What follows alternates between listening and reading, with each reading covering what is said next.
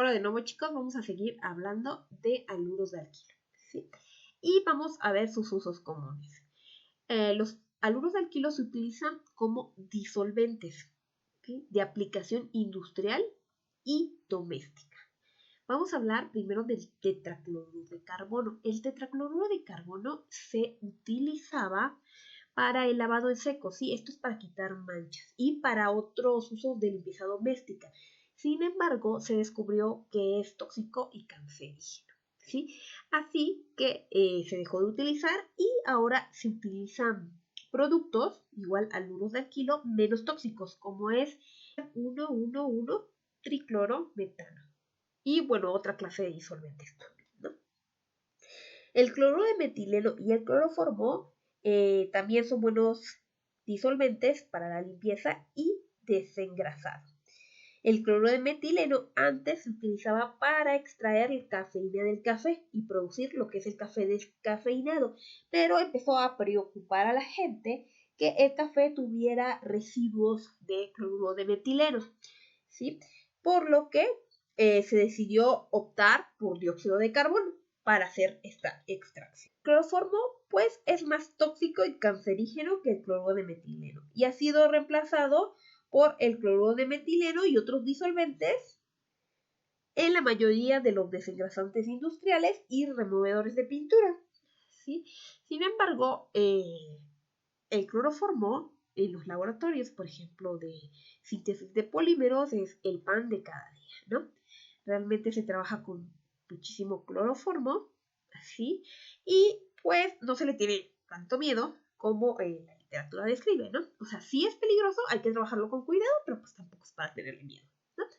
Y bueno, de por sí hay que trabajar con cuidado todo lo que sean disolventes halogenados, ¿sí?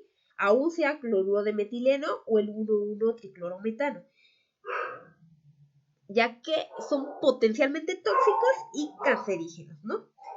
Y pueden disolver los ácidos grasos que protegen la piel, ocasionando, pues, dermatitis. Ahora vamos a hablar del efecto anestésico de los haluros de alquilo, ¿sí? Y como ustedes sabrán, el cloroformo fue la primera sustancia que se descubrió que podría producir la anestesia, ¿sí?, total. Y esto fue muy importante para la medicina, ya que los médicos podían operar a pacientes que estaban completamente inconscientes y relajados. Sin embargo, muy pronto se descubrió, ¿sí?, que causaba efectos secundarios bastante drásticos porque es tóxico y cancerígeno, ¿no? Y realmente se dejó de utilizar muy pronto y se cambió por algo más seguro, como el éter dietílico. También se puede utilizar un haluro de alquilo mixto, ¿sí?, que lleva el nombre de halotano. Y aquí pongo su fórmula, ¿sí? Y bueno, el halotano es menos tóxico que el cloroformo. Y bueno, también tenemos el cloruro de etilo, que es un anestésico local, ya que su punto de ebullición es alrededor de 12 grados centígrados, ¿sí? Y cuando se rocía sobre la piel, se evapora. Y este se utiliza, pues, para intervenciones menores, ¿no? Ok. Y bueno, ahora, hoy en día, los únicos que utilizan cloroformo para dormir a las personas, pues, son los ladrones, ¿no? Y las personas que quieren secuestrar gente. Bueno, pues ahora vamos a hablar de freones, refrigerantes y agentes espumantes.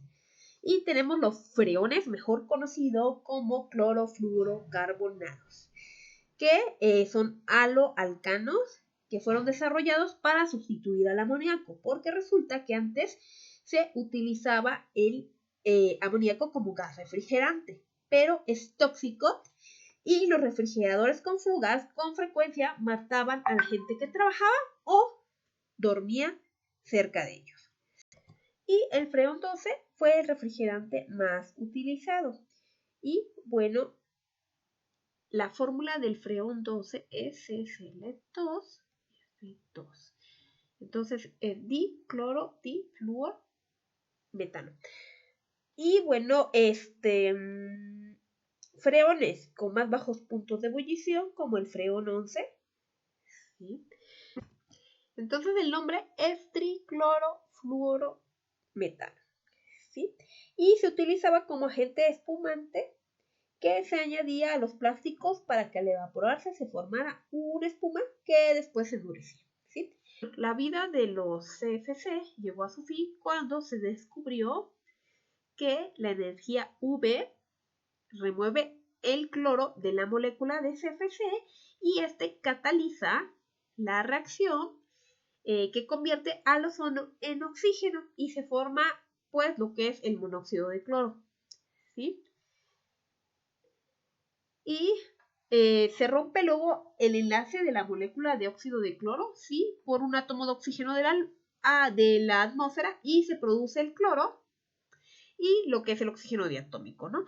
Y realmente este cloro que se libera comienza de nuevo el ciclo. Entonces, esta clase de compuesto se descubrió que era demasiado malo para la capa de ozono, ¿sí? Y una de las personas que trabajó en esto es el doctor Mario Molina, ¿sí? El orgullo de México porque es el único mexicano en recibir un premio Nobel en ciencias, ¿sí? Entonces, junto con otros 3 investigadores, Mario Molina descubrió este efecto de los clorofluorocarbonados, ¿ok? Lo cual es súper interesante, ¿no? Y bueno, a partir de este momento, ¿sí? El freón 12 ya fue sustituido por hidrocarburos de bajo punto de ebullición o por dióxido de carbono en las latas de aerosol. Y los refrigerantes y en los aires acondicionados de los automóviles, el freón 12 fue sustituido por el freón 22. Y este tipo de freones se llama HCFC y en general se destruyen a menores alturas antes de que lleguen a la estratosfera y provoquen pues la destrucción de la capa de ozono, ¿no?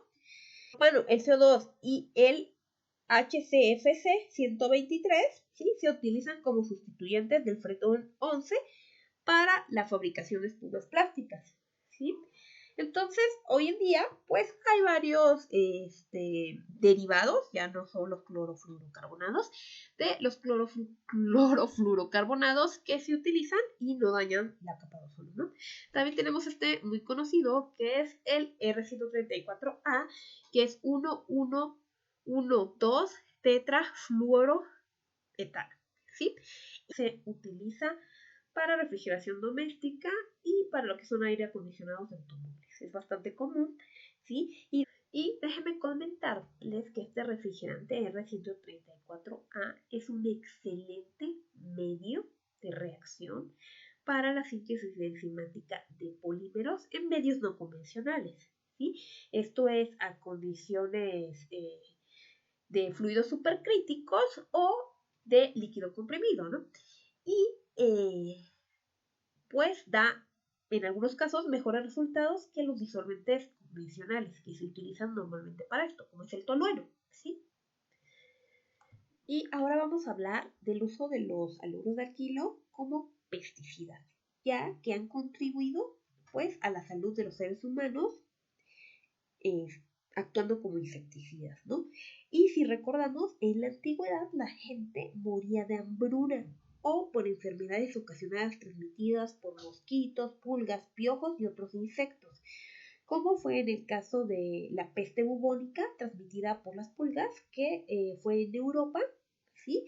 Y fue durante la Edad Media y arrasó con casi 1/3 de la población. Y regiones completas de África y América tropical estaban deshabitadas y pues no habían sido exploradas ya que la gente no podía sobrevivir a las enfermedades transmitidas por los insectos, ¿no? Como son la malaria, la fiebre amarilla y la enfermedad del sueño, ¿sí? Y bueno, se desarrollaron diversos compuestos, ¿no? De arsénico, nicotina y otros insecticidas crudos, pero eran tóxicos para las aves, animales y para las personas, ¿sí? Igual para los insectos, ¿no? Pero para todos los demás. Entonces su uso era extremadamente peligroso, ¿sí? Entonces tenía que decidir la gente entre morir por una enfermedad ocasionada por el insecticida o por inanición, ¿ok? Entonces, la guerra contra los insectos cambió en 1939 con el descubrimiento del DDT. ¿Sí? Y aquí tenemos su fórmula del DDT. Y las siglas de DDT quiere decir dicloro, difenil, tricloroetano. ¿Sí? Y se descubrió que el DDT es muy tóxico para los insectos, pero su toxicidad para los mamíferos es bastante baja. ¿Sí? Y se necesitan 28 gramos de DDT para matar a una persona. Y en poco más de 2 décadas había evitado 500 millones de muertes por malaria. También se lograron bastantes avances evitando muertes por la fiebre amarilla y por la transmisión de la enfermedad del sueño que transmite la mosca tsetse. ¿Sí?